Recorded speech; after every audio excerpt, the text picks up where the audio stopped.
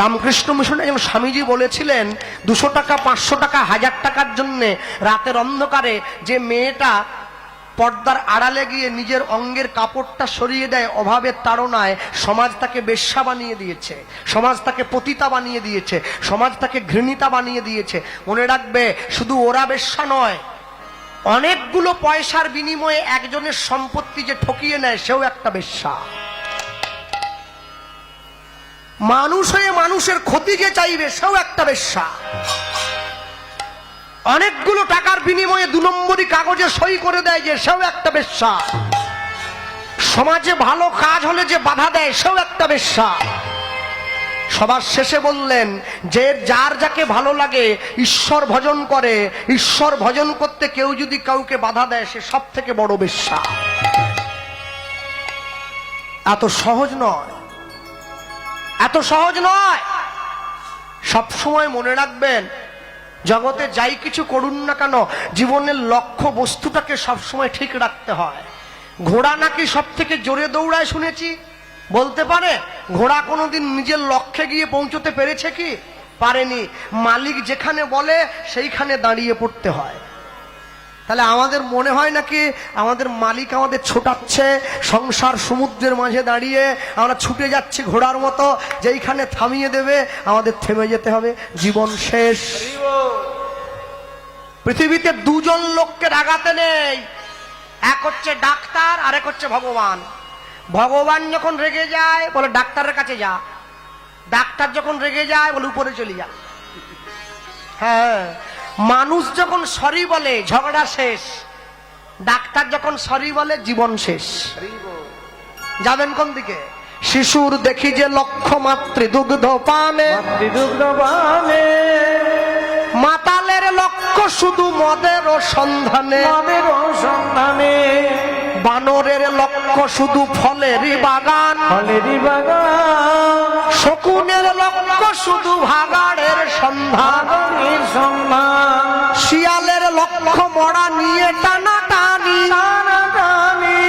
নিন্দুকের লক্ষ্য শুধু পর নিন্দাগ্লানি, সতী খুঁজে পুঁজিবারে পতির চরণ, অসতির লক্ষ্য হারে কিসে পরের মন। এই জগতে বারে বারে যেদিকেতে চাই পৃথক পৃথক লক্ষ্যের মানুষ দেখিবারে পাই, কারো লক্ষ্য উচ্চ কারো নিচ অতি ঘৃণ্য, কেহ বা বিদ্রুপের পাত্র কেহ ধন্য ধন্য। সব লক্ষ্য মাঝে কার লক্ষ্য শ্রেষ্ঠ বলে মানি,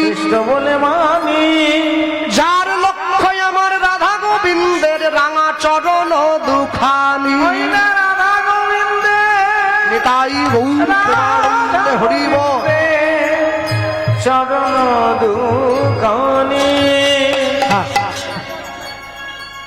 সব সময় জগতে আপনি যাই কিছু করুন না কেন, নিজের বাড়ির সন্তানকে শিক্ষা যেমন দেবেন তার পাশাপাশি সংস্কারও দেবেন। আস্তে মায়েরা তো, এ সমস্ত মায়েরা বসে আছে, মায়েরা তো মম ডাক শোনার জন্য খেপে উঠেছে একবারে। হ্যাঁ, আমার ছেলে আমাকে মম বললো নি, মম তোমার ভালোবাসা বড় কম, মম। বাবা বলে ড্যাড বলবে কবে? ড্যাড পড়াশুনো করে তোমার ছেলে তোমায় বলবে ড্যাড, তুমি হ্যাট ঘাড় ধরিয়ে বাড়ির বাইরে, ড্যাড কি ড্যাড কি? বাবা বলতে শেখাও, বাবা বলো, মা বলো।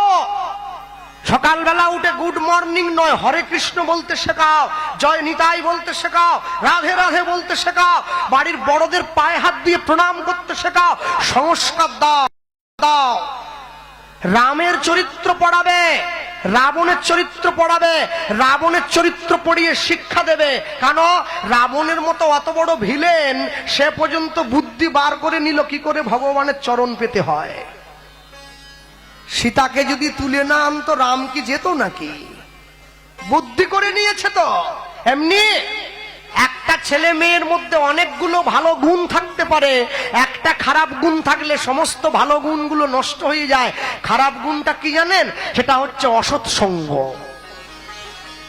তা যদি না হতো তাহলে কুরুক্ষেত্রে দুর্যোধনের পক্ষে ভীষ্ম, দ্রোণ, কর্ণ এত বড় বড় বীর থাকা সত্ত্বেও দুর্যোধনকে গোহারা হারতে হতো না, যুদ্ধে জিতে যেত। অসৎসঙ্গ বলে হেরে গিয়েছে, জিততে পারে নাই। সৎসঙ্গে স্বর্গবাস, অসৎসঙ্গে জাতিনাশ। সতের লোহা বওয়া ভালো, অসতের সোনা বওয়া ভালো নয়। পৃথিবীতে সব দেশ মা, সকল দেশের মেয়েরা মা হয়, সবাই সন্তানের জন্ম দেয়। ভারতবর্ষে মায়ের সংজ্ঞা আলাদা। সনাতন ধর্মে কাকে মা বলে জানো? যে রমণীর 5টা অঙ্গ ঢাকা থাকে, বক্ষযুগল, নাভিকমল, পায়ের 2 গোড়ালি, তাকে সনাতনীয় শাস্ত্রে মা বলে বলা হয়েছে। এত সোজা নাকি? হ্যাঁ, এত সোজা? ইংরেজি শিখবে, ইংরেজি শিখতে ক্ষতি নেই। Jack and Jill went up the hill to fetch a pail of water, Jack fell down and broke his crown. শেখো, বাড়ির ছেলে মেয়েদের পড়াও, এতে ক্ষতি নেই। এটার সঙ্গে সঙ্গে এটাও পড়াও। দেবতা মন্দির মাঝে ভকত প্রবীণ, জপিতেছে জপমালা বসি নিশি দিন। হেনকালে সন্ধ্যাবেলা ধুলি মাখা দেহে, বস্ত্রহীন জীর্ণ দিন পুষিছে সে গৃহে। কহিছে কাতর কণ্ঠে গৃহ মোর নাই, এক পাশে দয়া করে দিও মোরে ঠাই। সংকোচে ভক্তবর কহিছেন তারে, আরে আরে অপবিত্র দূর হয়ে যারে। সে কহিল চলিলাম চক্ষের নিমেষে, ভিখারি ধরিল মূর্তি দেবতার বেশে। ভক্ত কহে প্রভু মোরে কিছল ছলিলে, দেবতা কহিছে মোরে দূর করে দিলে। জগতে দরিদ্র রূপে ফিরি দয়া তারে, গৃহহীনে গৃহ দিলে আমি থাকি ঘরে। দেবতার বিদায়, বিশ্বকবি রবীন্দ্রনাথ ঠাকুর। এটা পড়ো, তবে তো ছেলে মেয়েরা বুঝবে। তাজমহল কে বানিয়েছে? ছেলে মেয়েরা পড়ছে। তাই তাজমহল কে বানালো? এটা পড়ালে। সোমনাথ মন্দির কে ভাঙলো? এটা পড়ালেনি। নালন্দা বিশ্ববিদ্যালয়ে আগুন কে দিল? এটা পড়ালেনি। জ্ঞানবাপী মন্দিরটাকে জ্ঞানবাপী মসজিদ কে বানালো? এটা পড়ালে না। এটা পড়াও, তবে তো সত্যটা জানবে। হ্যাঁ, তবে সত্যটা বুঝবে। অনেকে আমাকে প্রশ্ন করেছে, কৃষ্ণদা আপনারা হরিনাম করেন তো, বিচার দিয়ে একটা কথা বলুন দেখি। আমি কি বলো ভাই? বলে কি জানেন, এই যে রাম মন্দির তৈরি হয়ে গেল অযোধ্যায়, এতগুলো পয়সা খরচা না করে যদি একটা হাসপাতাল তৈরি হতো, কতগুলো লোক যে বেঁচে যেত। আমি এ কথা আমায় বলছিস কেন? তো দাদুকে গিয়ে বল, শাহজাহানকে কেন বলিন? শাহজাহান যদি তাজমহল তৈরি না করে একটা হসপিটাল তৈরি করত, তাহলে শাহজাহানের স্ত্রী মমতাজকে 14 নম্বর ছেলের জন্ম দিতে গিয়ে মরে যেতে হতো না বেঘরে। তাকে বলিস নি, এখানে এসে বলছি। হ্যাঁ, দেশে হাসপাতাল যেমন দরকার, মন্দিরেরও দরকার। তবে তো ভারত আবার জগৎ সভায় শ্রেষ্ঠ আসন লবে, এমনি নয়। ভারতবর্ষ সাধু মুনি ঋষির দেশ। কপালে তিলক নিয়েছি, আমি তিলক করেছি। পাড়ার লোকে আমাদের, তুই আমার তিলক করলি রে, ওরে বাবা। আমি পড়লাম মালা, ওদের বেঁধে গেল জ্বালা। ইস, মালা তো আমি পড়ছি, তোমাদের ছটপটানি কিসে উঠছে বাবা? আমি তো করতে বলিনি। মালা আমি পড়ছি, ওরা জ্বালায় ছটপট করছে। অসুবিধে নেই, দেখবি আর জ্বলবি, লুচির মতো ফুলবি। আমার কি, আমাকে হাতি রাস্তা দিয়ে চলে যায়, কুকুরগুলো ঘেউ ঘেউ করে। হ্যাঁ, হাতি বলে ওরে আমাকে ঘেউ করছি। কুকুর বলে তুমি এত বড় হলে কি করে? হাতি বলে ওরে আমি কি নিজে বড় হয়েছি? ভগবানকে গিয়ে বল যে আমায় বড় বানিয়েছে। কুকুরগুলো বলে আমরা ভগবানকে বলবো নি, ঘেউ করে টেনে নামিয়ে তোমাকে নিজের জায়গায় টেনে নামিয়ে আনবো। হাতি কোনোদিন কুত্তা হয় নাকি? আপনি যদি ভালো কাজ করেন, জগতে অনেকে আপনার পিছনে টোন কাটবে, খারাপ কথা বলবে, কারোর দিকে কান দেওয়ার দরকার নেই। আমিও হরিনামের কমিটির সঙ্গে যুক্ত। আমি যখন ভিক্ষার জন্য যাই, কি কথা যে শুনতে হয়। কেউ দিল টাকা, কেউ দিল চাল, কেউ দেয় প্রাণ ভরে গালাগাল। দেখ দেখ, আমাকে দেয়নি, বোঝা বানতিছে, শেষ জীবনে বয়ে নিয়ে যাবে। এমনও লোক আছে দুপুরবেলা খেয়ে দিয়ে ঘুমলো, ঘুমের মধ্যে প্রাণটা চলে গেল। আর এমনও লোক আছে 10 বছর বিছানায় পায়খানা পেচ্ছাপ করে গায়ে মেখে পড়ে আছে, মরতে চায় কিন্তু মরে না, কর্মের হিসেব দিচ্ছে। এখনো বোঝা বানছে। হ্যাঁ, কাঁদালে কাঁদিতে হয়, এ কথাটা মিথ্যা নয়। যে সমস্ত মায়েরা বসে আছো, সবসময় মনে রাখবে, আজকে তুমি যে সংসারে স্ত্রী হয়ে এসেছো, তুমি তোমার শাশুড়ি মায়ের কাছ থেকে ভাতের থালাটা টান দিয়ে নিয়ে গেলে, মনে রাখবে তোমার 10 বছরের ছেলে পিছনে দাঁড়িয়ে দেখছে যে মা ঠাকুমার সামনে থেকে খাবারের থালাটা নিয়ে গেল। একদিনকে তুমিও শাশুড়ি হবে, তোমার ছেলেও বৌমা আনবে, সেদিন তোমার বৌমা তোমার সামনে থেকে খাবারের থালাটা টান দিয়ে নিয়ে যাবে। গাছ তুমি লাগিয়েছো, ফল তোমায় খেতে হবে। তাই জগতে যাই করুন না কেন কোনদিনের জন্য নিজের সংসারকে উচ্ছন্ন যেতে দেবেন না। সংসারকে ধরে রাখতে শিখুন, সংসারে সংস্কার দিতে শিখুন।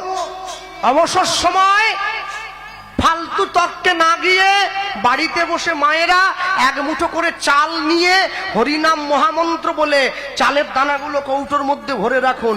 প্রত্যেক দিন যখন রান্না করবেন দুটো করে চাল অন্যের সঙ্গে মিশিয়ে দেন। নাম বলে খাওয়া চাল পেটে গেলে দেহ কৃষ্ণ নামময় হয়ে ওঠে। হরিবল হরিবল। এত সহজ নাকি জীবনকে সুখী করা? সবাই তো সুখী হতে চায়, কেউ সুখী হয় কেউ হয় না। জানি না লোকে যা বলে সত্যি কিনা, কপালে সবার নাকি সুখ হয় না। চাইছে সবাই, আমি বলতে গিয়ে শুধু এইটুকু মনে করিয়ে দেব, বলো ভালোবেসে সুখী হতে, বলো কে না চায়। ওগো রাধা সুখী হয়েছিল পেয়ে শ্যামরায়, আমিও রাধার মতো ভালোই বেশে যাব। হয় কিছু পাবো নয় সবই হারাবো, এই চেয়ে থাকা আর প্রাণে সহে না। সবাই তো সুখী হতে চায়, কেউ সুখী হয় কেউ হয় না। জানি না বলে যা লোকে সত্যি কি না, ওগো কপালে সবার নাকি সুখ সয় না। সবাই তো সুখী হতে চায়, কেউ সুখী হয় কেউ হয় না। মনে থাকবে যারা মায়েরা বসে আছো, প্রত্যেক দিন সন্ধ্যেবেলা করে ঘরের দরজাটা বন্ধ করে দিয়ে ভগবানের চরণটা জড়িয়ে ধরে দুফোঁটা চোখের জল দেবে। তুমি জানবে এই চোখের জলটাই শেষের দিনে তোমার পাথেয় হবে। সেদিন সবাই তোমার থেকে মুখ ফিরিয়ে নেবে, সেদিন এই চোখের জল ভগবান তোমার সম্মুখে এসে দাঁড়াবে, হাতটা বাড়িয়ে দেবে, আমার সঙ্গে চলো। এখনো সময় আছে, এখনো সময় আছে। হ্যাঁ, ভগবানকে ভালোবাসো, নিজের সত্তাকে চিনে নাও, নিজের ইন্দ্রিয়গুলোকে চিনে নাও, নিজের মনকে চিনে নাও। আমি পৃথিবীতে কেন এসেছিলাম? সপ্তাহে অন্তত মাসে একবার হলেও নিজের হাতে ফুল দিয়ে একটা মালা গেঁথে ভগবানের গলায় পরাও, হাতটাকে সফল করো।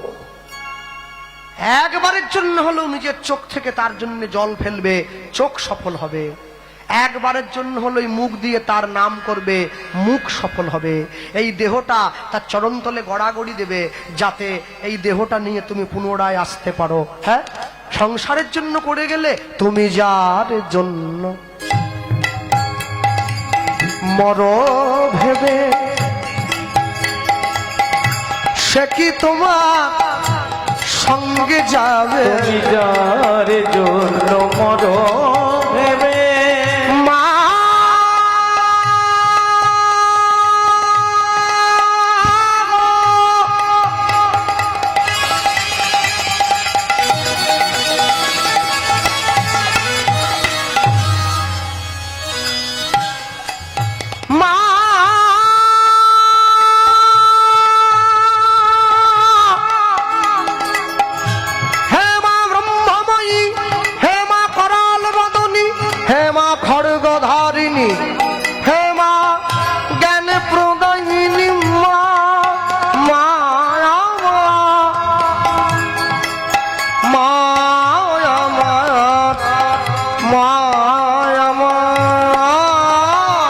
তুমি যার জন্য মর ভেবে, সে কি তোমার সঙ্গে যাবে?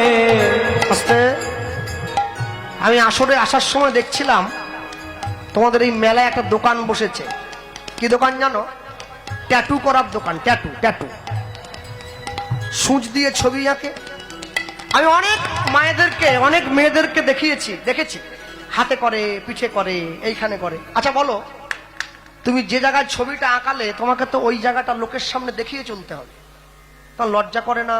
তো হিন্দু বাড়ির মা হয়ে নিজের শরীর অপরকে দেখাও। হ্যাঁ, বোধ নেই তোমার, বিবেক নেই, বোধ নেই, লুপ্ত হয়ে গেছে।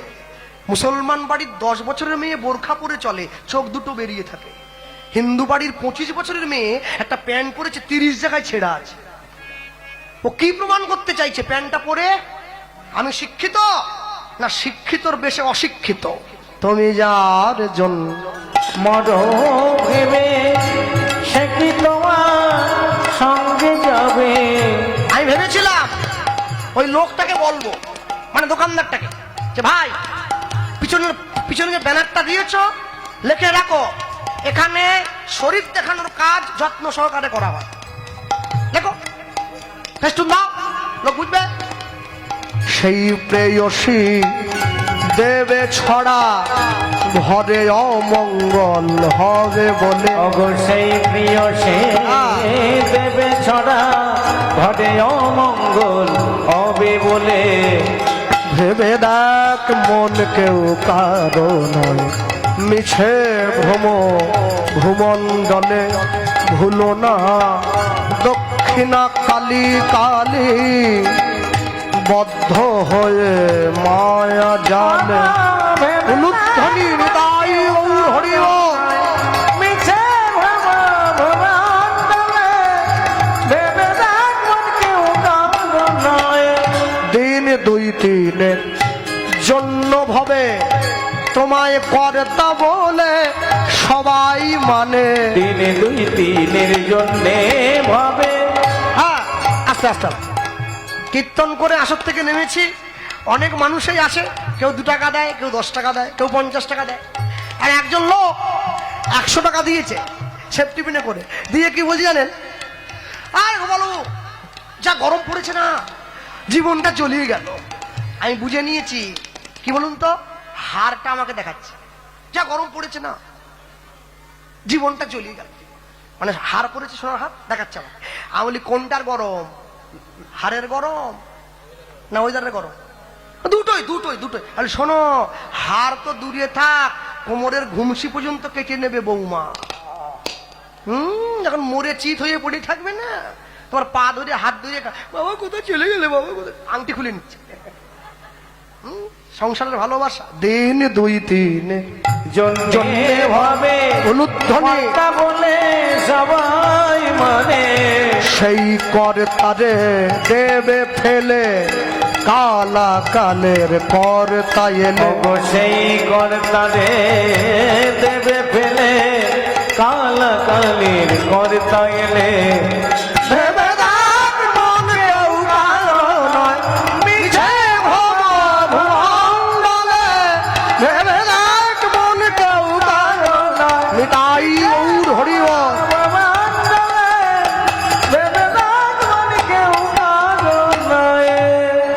এক পা দুপা করে হাঁটতে হাঁটতে ছেলেটা গিয়ে মহাপ্রভুর সামনে দাঁড়িয়েছে। প্রভু আমি চিনতে পারছো কে তুই? আমি বাসুদেব দত্ত। কি জন্য আমার কাছে এসেছিস?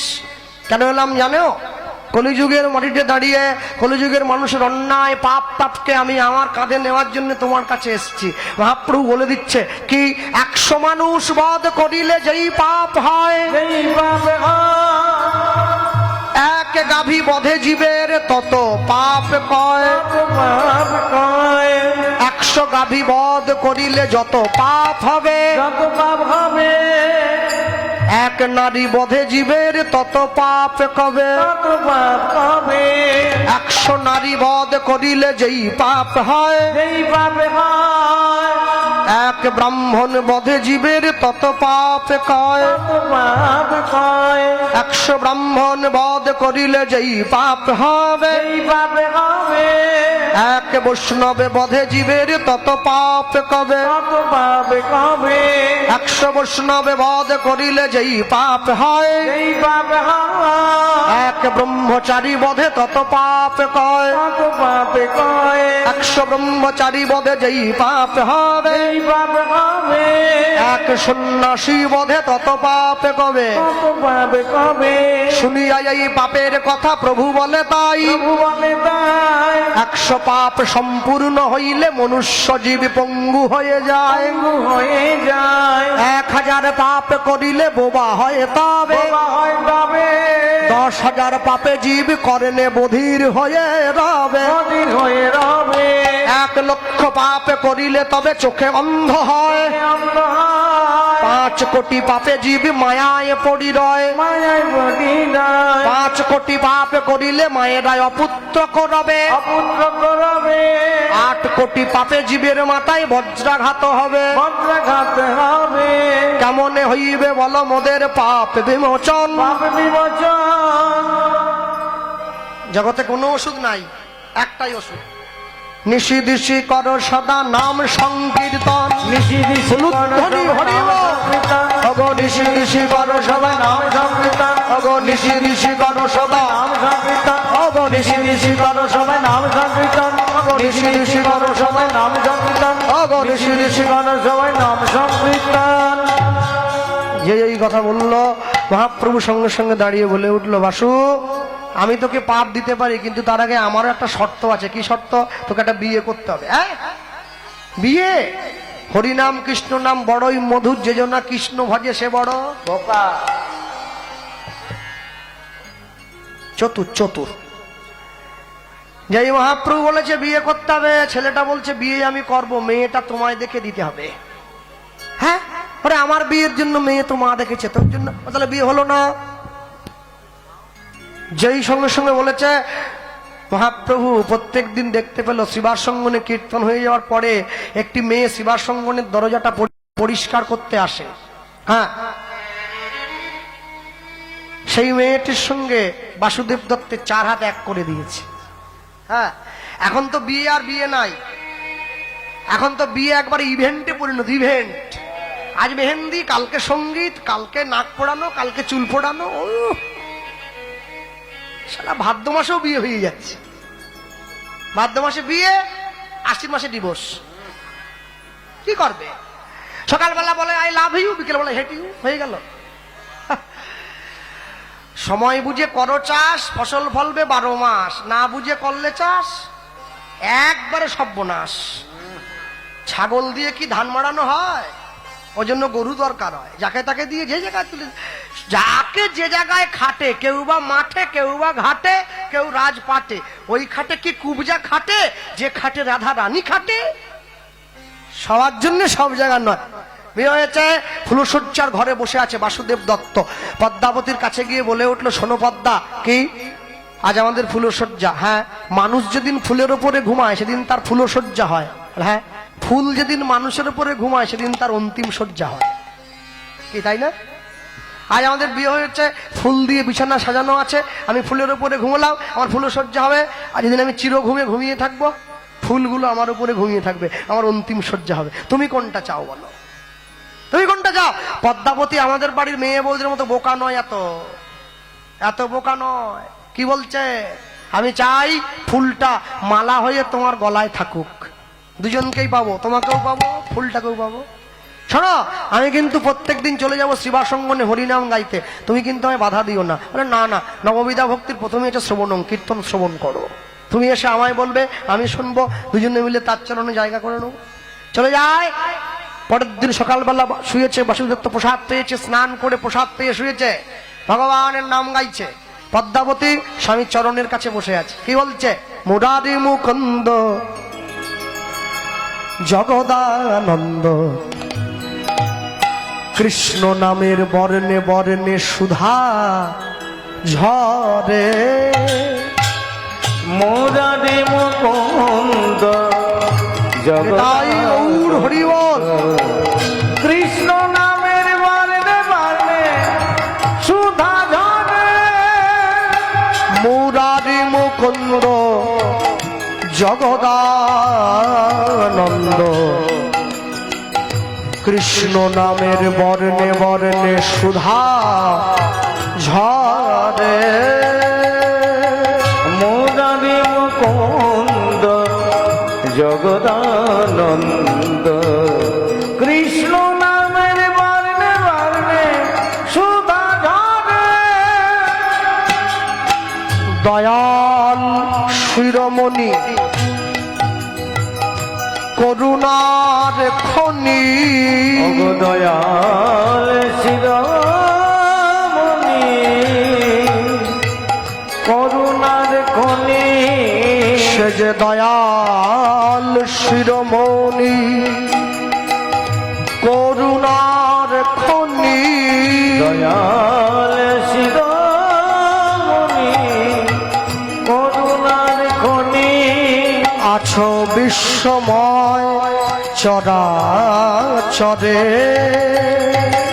মুরারি মুকুন্দ উলুধ্বনি হৃদয় হরিব কৃষ্ণ নামের বর্ণে বর্ণে সুধা ঝরে মুরারি মুকুন্দ জগদানন্দ কৃষ্ণ নামের বর্ণে বর্ণে সুধা ঝরে প্রাণ ভরে ভজ হিংসা দেশ ত্যাজ ডুবে থাকো সদা হরিনা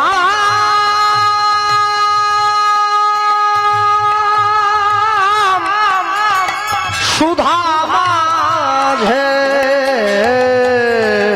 প্রাণ ভরে ভজ হিংসা বেশ ত্যাজ জপ ভাই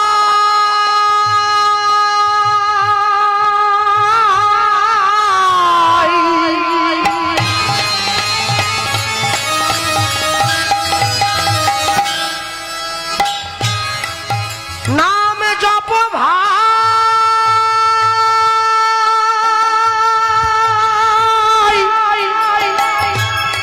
নাম জপ ভাই জপ ভাই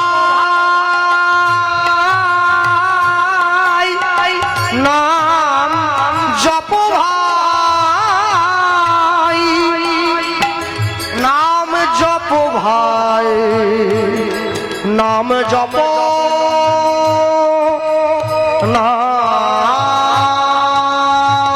নাম প্রাণ ভরে ভজ হিংসা বেশ ত্যাজ ডুবে থাকো সদা হরিনাম সুধা মাঝে ওগো প্রাণ ভরে ভজ হিংসা দেশ ত্যাজ ডুবে থাকো সদাই হরিনাম সুধা মাঝে এবার গুরু গোবিন্দ চরণাসে মহানাম কাঁদে গুরু গোবিন্দ চরণে দাসে মহানাম কাঁদে গুরু গোবিন্দ চরণাসে মহানাম কাঁদে গুরু গোবিন্দ চরণে দাসে মহানাম কাঁদে হেবে গড়াবে ব্রজে রাজে মুরারি মুকুন্দ হৃদয় হরিবল জগদানন্দ কৃষ্ণ নামের বর্ণে বর্ণে সুধা ঝরে মুরারি মুকুন্দ হরিনাম করো ভাই বর্ণে হরিনাম করো ভাই গারি